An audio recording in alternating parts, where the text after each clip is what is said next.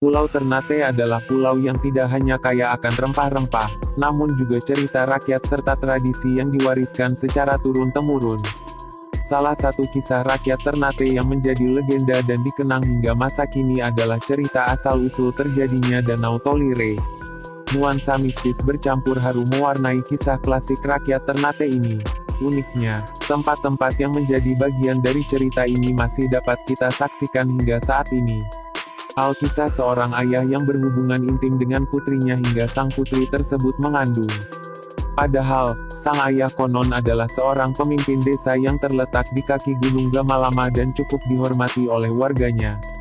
Setelah hubungan memalukan itu diketahui oleh penduduk desa, ayah dan putrinya ini pun mendapatkan hukuman sosial dengan diusir dari desa tempat mereka berada. Dalam kondisi sangat malu, sang ayah dan putrinya pun pergi dari desa tempat mereka tinggal. Namun belum sempat mereka pergi, sebuah gempa bumi dahsyat pun terjadi melanda desa tersebut. Beberapa warga percaya bahwa gempa itu merupakan hukuman dari Yang Maha Kuasa karena perbuatan maksiat antara ayah dan putrinya tersebut. Desa itu pun terguncang dengan tanah yang retak, muncul air dan menenggelamkan seluruh desa beserta penduduknya ke dalam bumi. Akhirnya desa tersebut pun menjadi sebuah danau raksasa yang dikenal sebagai Danau Tolire Besar. Kutukan ini tidak berhenti sampai di sini.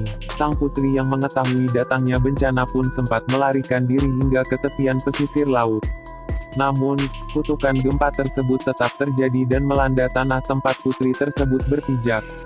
Musibah yang terjadi di desa mereka pun kembali terjadi dan menciptakan danau lainnya yang lebih kecil dan dikenal sebagai Danau Tolire Kecil. Hingga saat ini, masyarakat Ternate masih mempercayai kisah legenda ini dan menganggap Danau Tolire Besar sebagai simbol dari sang ayah terkutuk dan Danau Tolire Kecil sebagai simbol keberadaan putri sang ayah tersebut. Kisah memilukan ini juga menimpa penduduk desa tersebut. Mereka ikut terkena imbas dosa dari ayah dan putrinya itu dan sang kuasa pun mengutuk mereka semua menjadi buaya putih penjaga Danau Tolire Besar yang awalnya adalah desa mereka.